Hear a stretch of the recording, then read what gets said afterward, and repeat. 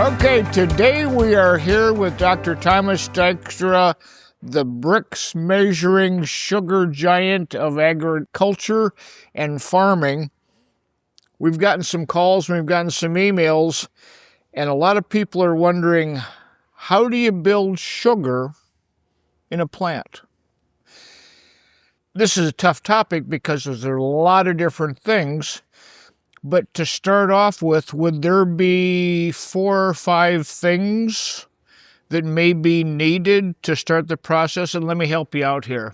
Oh, well, I'm not a doctor, I am just going to for sit you. here then and listen. From what we have seen, You're amazing. You're just amazing. From what we've seen, you have to have available calcium and phosphorus. You have beautiful eyes. Where's that pipe at, Tony? Where's the pipe? Yeah, it's right over there. All right, I got it. Calcium and phosphorus, I'm following. I'm paying attention. Are those 2 minerals that you would believe are instrumental and important in starting the photosynthetic process, given that there's a lot of other things? Yes. But those are 2 of the big ones. Yeah, they are. And I can tell you right now, calcium is found in very high quantities inside the chloroplast. There's a reason for that, because calcium is very important in a direct way for photosynthesis. So it is there. It's got many different roles. It's not just one role. There are many different roles for calcium. There are some charts out there talking about the amount of calcium in different parts of a plant cell. And if you take a look at the data, you will see that there is a significant amount of calcium that is allocated toward the chloroplast. So yes, we're dealing with photosynthesis. In regards to the phosphorus, this is an energy process. Photosynthesis is at its heart an energy process. In order to have energy, you have got to have ATP. ATP, adenosine triphosphate. Sorry for bringing back some bad memories of high school biology for some of you right now, but ATP is the unit of power inside the cell. It is the right amount of power. Sugar is too strong, believe it or not. Sugar is too strong. That's why they have to break down a glucose molecule into 36 ATP, because the sugar is too powerful. So then you take the sugar, tear it into 36 different units of energy, and these ATP are running the show. Well, ATP has not 1, not 2, but 3 phosphates in them. So already, if you have a shortage of phosphates, then you might have a shortage of ATP. And if you have a shortage of ATP, you have a shortage of energy. If you have a shortage of energy, then you are not going to be photosynthesizing at full capacity. So now I've described in a little bit more detail what Glen is talking about. It's not just a matter of saying calcium, phosphorus, phosphorus, calcium, but to give you a little bit more background into why he says the things that he does. Not that I can explain everything that he says and does, but just those 2. When you bring up energy, energy is a difficult thing to put your finger on and actually explain. Energy. Bingo. Yeah. But so if you don't feel good, you just don't have the energy. Energy can be many different things. Yeah. I've heard some people say that it can't be created nor destroyed. I've heard that too. Just changed. Yeah. Yeah. But this energy thing, and I've heard people comment saying, putting sugar out, sugar's an energy. If we put sugar out, there are agronomists that says, oh, don't put sugar on the seed or don't put sugar on the ground because it's going to make the microbes lazy. I was trying. They're very concerned about the microbes. You can see it in a statement like that. They're like, and so I was thinking of my friends when they had smaller children. They would stop over and they'd visit on their way home. It's like, hey, hang on, I got a couple things for you. I'd give them each a can of Mountain Dew, a Snicker bar, and 15 foot of bubble wrap. Put it in the back of the pickup, said, have a nice drive. I heard something to the fact that we hope they can live long enough to repay me for my kindness. But when that sugar of the candy bar and the sugar of the Mountain Dew came into effect, probably made those kids lazy.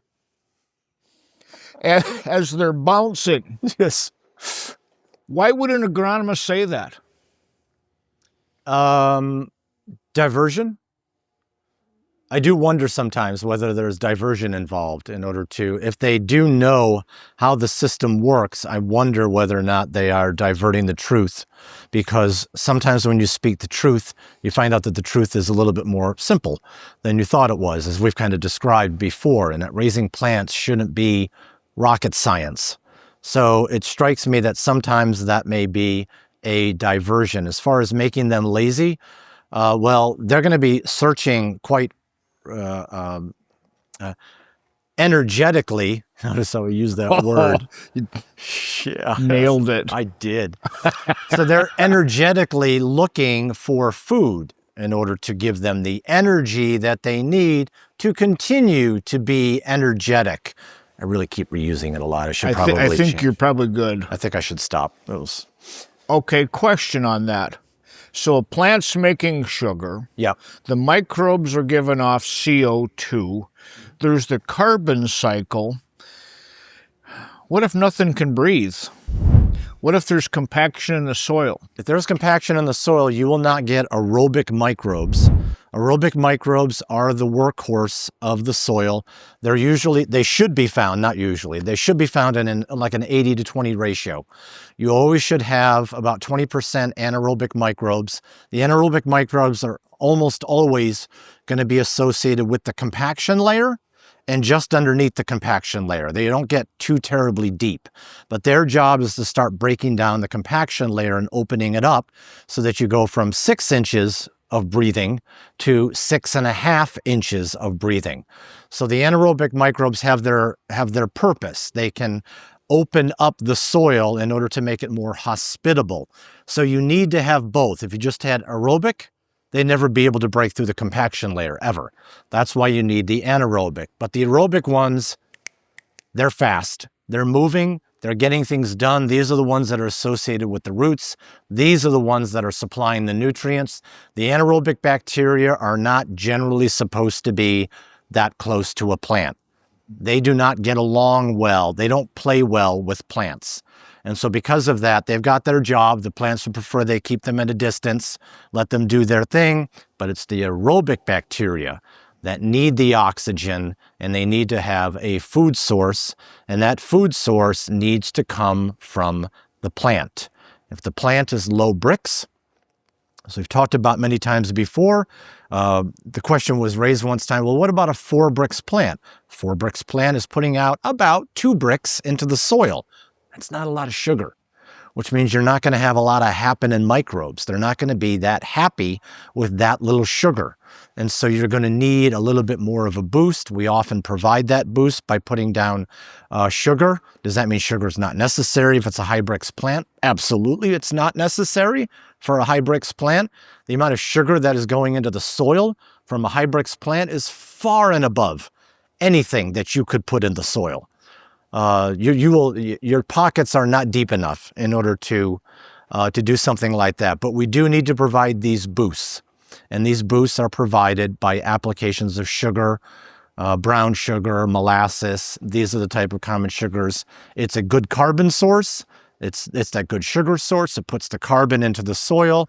It starts to make things move. And once things get moving, the plants then start to move. And once they're moving, they're going to be putting in a lot more sugar than you put in. Let's just say you put down 2 to 4 gallons of molasses per acre. That is a limited amount of sugar compared to what plants can potentially put into a single acre of land. So these are things that we do. We understand how important sugar is. We talk about it a lot. Why? Because we're simulating nature. Nature has told us that a massive amount of sugar needs to go into the soil. We've learned that from the plants. The plants have taught us that. They want to get their BRIX as high as possible. They want to shove as much sugar into the soil as possible, even if we're not involved in the process at all. Curveball. We got to be involved in the process. The human race has screwed it up. We got to fix it. The microbes need to be active before the plant grows, correct? Yes. Well, yeah. I mean, they can come halfway through the show. Are they the cooks of the kitchen? Do they prepare nutrients? Are they the pre-digesters for the plant food? Yes. Do they create acids that are enjoyed by the roots of the plant in a high pH soil? They do all of that. So it may not be a bad idea to invite the bugs to the party first. I see the point that you are trying to make. If they're exhaling carbon dioxide, does there need to be any carbon in the soil? And what should that be? And is there something you can relate it to give a ratio? A ratio of carbon in the soil? Like carbon to nitrogen ratio.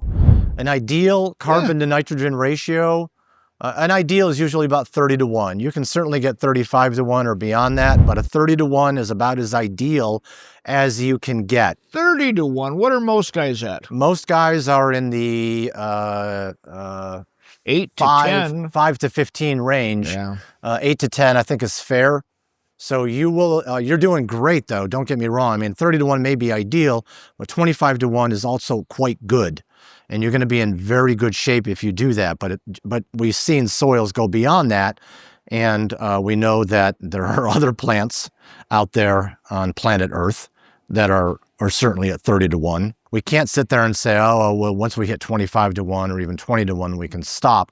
We understand that there is an ideal that we are shooting for right now. That ideal is about 30 to 1. 25 to 1 is excellent, just not perfect. And a 20 to 1 is also pretty darn good.